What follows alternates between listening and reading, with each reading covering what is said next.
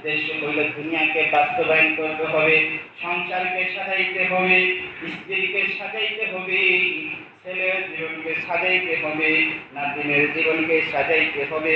সব সাজানোর পরে আমি সুন্দর মহাসুখে বেঁচে বেড়াবো। বলে কি বলে না? হ্যাঁ, বলেন তো, এই আশার জন্য নামাজ ছাড়ছে কি ছাড়ে নাই? রোজা ছাড়ছে কি ছাড়ে নাই? হ্যাঁ, হজ ছাড়ছে কি ছাড়ে নাই? সব ছাইরা দিয়া বান্দা খুঁজতেছে সন্তানের সুখ, স্ত্রীর সুখ, মার সুখ, বাবার সুখ। মা বাবার সুখ কমই খোঁজে না, শাশুড়ির সুখ বেশি খোঁজে।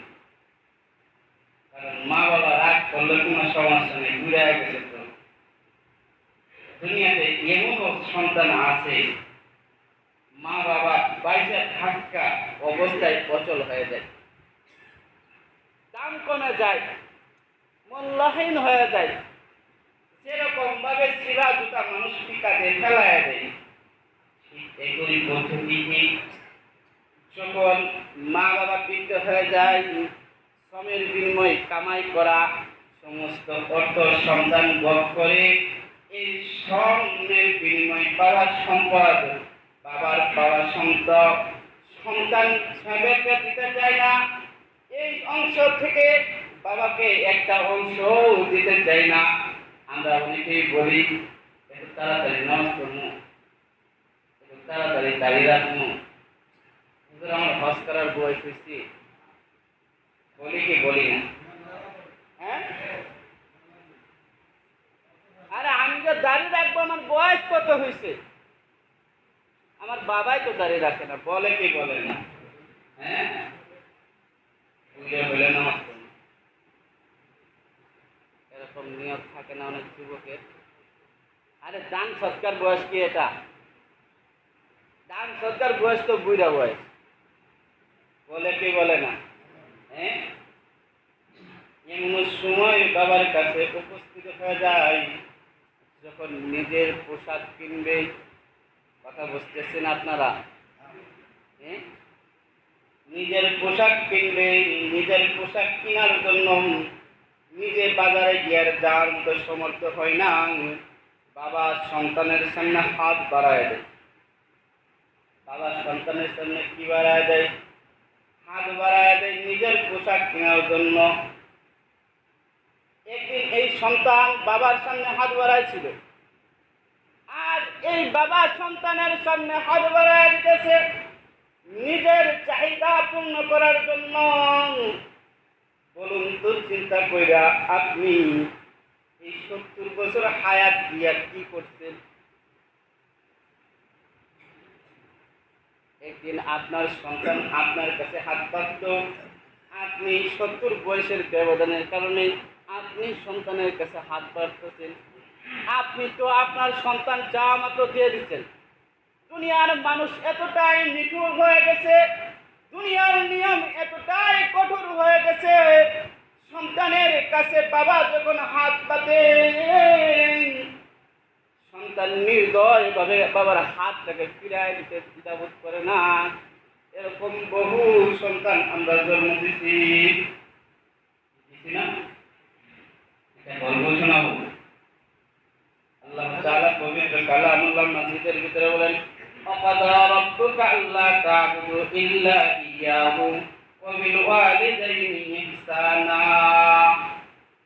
দুনিয়ার মানুষগণ, তোমরা তোমাদের পিতামাতার সাথে সুন্দর ব্যবহার করো। আমার আপনার নবী পিতামাতার সাথে সুন্দর ব্যবহার করার শিক্ষা দিয়েছেন, কিন্তু সুন্দর ব্যবহার দুনিয়ার কোনো মানুষ করে নাই। পয়গম্বরের মা 6 বছর বয়সে মারা গেছেন। ইতিম অবস্থায় পয়গম্বর দুনিয়াতে আসছেন। পয়গম্বর আয়েশা বাবার মুখ দেখেন নাই। যখন হালকা একটু বুঝেন মাকে দুনিয়া থেকে হারায় ফেলছে, মা বলে কোনো শব্দ তার ছিল না, যাকে মা বলে তিনি ডাকবেন আর কলিজাকে ঠান্ডা করবেন। বাজান, একটু কঠিন মুহূর্তে পয়গম্বর জীবন যাপন করছে, কিন্তু পয়গম্বরের দুধ মা ছিলেন হযরত হালিমাতুস সাদিয়া রাদিয়াল্লাহু তাআলা আনহা। একদিন পয়গম্বর বসে আছে, হালিমাতুস সাদিয়া রাদিয়াল্লাহু তাআলা আনহা পয়গম্বরের উদ্দেশ্যে আগায় আসতেছেন। পয়গম্বর দেখা মাত্র দাঁড়ায় গেছেন। আম্মাজান হালিমাতুস সাদিয়া রাদিয়াল্লাহু তাআলা আনহুকে আসার জন্য জায়গা করে দিয়েছেন সাহাবীরা। আম্মাজান হালিমাতুস সাদিয়া রাদিয়াল্লাহু তাআলা আনহা আসলেন। পয়গম্বর নিজের গায়ের চাদরটাকে মার সামনে বিছায়া দিলেন। মা সন্তানের গায়ের চাদরের উপরে বসে গেলেন। বলুন তো কি শিক্ষা সন্তানকে দেওয়া হয়েছিল? ইসলাম শিক্ষা দিয়েছে মার সাথে সুন্দর ব্যবহার করার জন্য। আল্লাহ বলেছেন সুন্দর ব্যবহার করার জন্য, কিন্তু তারপরেও কেন আমাদের সন্তান আমাদের সাথে সুন্দর ব্যবহার করে না? শুনবেন না? কেন করে না? শুনবেন? আসেন একটু আলোচনায় আসি। 70 বছর লম্বা হায়াতের জিন্দগি পাইলাম। এই হায়াতের জিন্দগি পাওয়ার পরে আরবি ভাষায় একটা শব্দ আছে, কামা কাতি নুতুদানু। মানুষ যেরকম কর্ম করে আল্লাহ তাআলা এই কর্মের ফলটা ঠিক ওরকমই কইরা দেন। মানুষের সাথে যেরকম ব্যবহার করবে আল্লাহ অটোমেটিক তার সাথে ওরকম ব্যবহার করেওয়ালা ব্যক্তি বাইর করে দিবে। কেউ যদি মানুষকে ভালোবাসে আল্লাহ তাআলা কিছু মানুষ এরকম বাইর করে দিবেন যারাও তাকে ভালোবাসবে। বুঝেন না? কথা বুঝতেছেন? ঠিক বলতেছিলাম 70 বছর লম্বা হায়াত পাওয়ার পরে আমরা যে কর্ম করি, কর্ম অর্থ বুঝেন তো? কর্মটা তো বুঝেন, কাজ। যে কাজ আমরা করি, যে কর্ম করি, এই কর্মের ফল 70 বছর বয়সে আমাদেরকে পাইতে হয় সন্তানের মাধ্যম দিয়া। কি দিয়া? সন্তানের মাধ্যম দিয়া। আর একটা অংশ পাবেন আপনি আখিরাতে গিয়া, জাহান্নামের আগুনকে পুরানোর মাধ্যম দিয়া। বুঝেন নাই? এই আদরের সন্তানের জন্য আপনি অনার্বল হারাম খায় গেছেন, চিন্তা করেন নাই।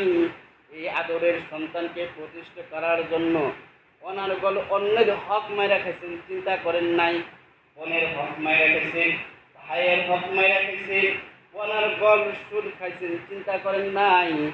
এই সন্তানকে প্রতিষ্ঠা করার জন্য মার বুকে লাথি মারছেন, চিন্তা করেন নাই।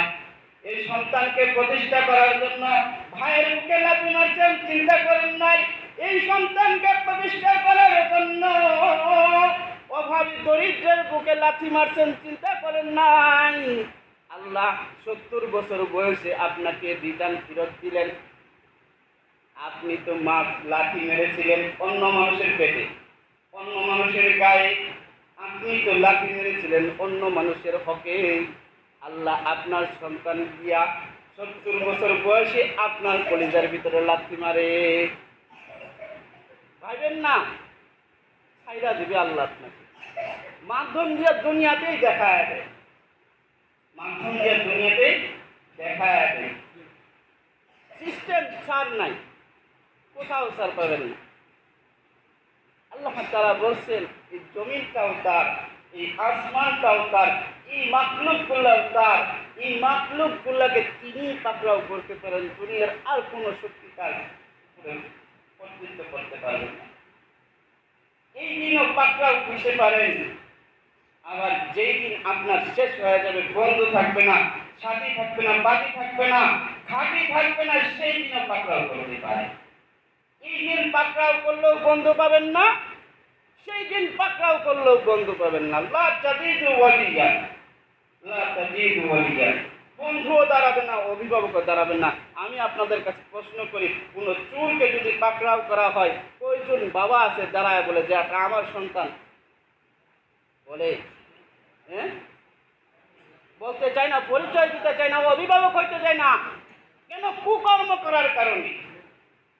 ঠিক একই পদ্ধতিতে দুনিয়ার মানুষ যদি প্রকাশ অকর্মের মাধ্যমে আপনার পরিচয় লুকায়া যায়, সেই দিন কঠিন হাসরের ময়দানে আপনার পরিচয় কেউ আগায় বাড়াবে না, কেউ আগাবে না, কেউ আগাবে না। এই জন্য আল্লাহ বলছেন কদ আফলাহা মান যাক্কাহা, এখনো কি তোমার পবিত্র হওয়ার সময় হয় নাই, এখনো কি পরিবর্তন করার সময় হয় নাই। কদ আফলাহা মান যাক্কাহা, তুমি নিজে নিজেকে পরিষ্কার করে ফেলাও। 70 বছর যা চুরি করেছ, ডাকাতি করেছ, দুনিয়ার কোনো মানুষ না জানলো, তুমি জানো কি জানো না বলুন?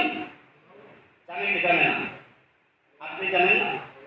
দুইজন জানে, এক যিনি করছেন তিনি, আর একজন যিনি আছেন তিনি। দুজনের জানা আছে কি নাই বলুন তো? অন্ধকার রজনীতে কোন বান্দা যদি গুনাহ করে, এই গুনার খবর বান্দা যেভাবে জানে, ঠিক আল্লাহ সেইভাবে জানে। হইতে পারে বান্দা গুনার কথা ভুলে যাবে, কিন্তু আল্লাহ ভুলেন না। আল্লাহর ইলমের ভিতরে সব স্পষ্ট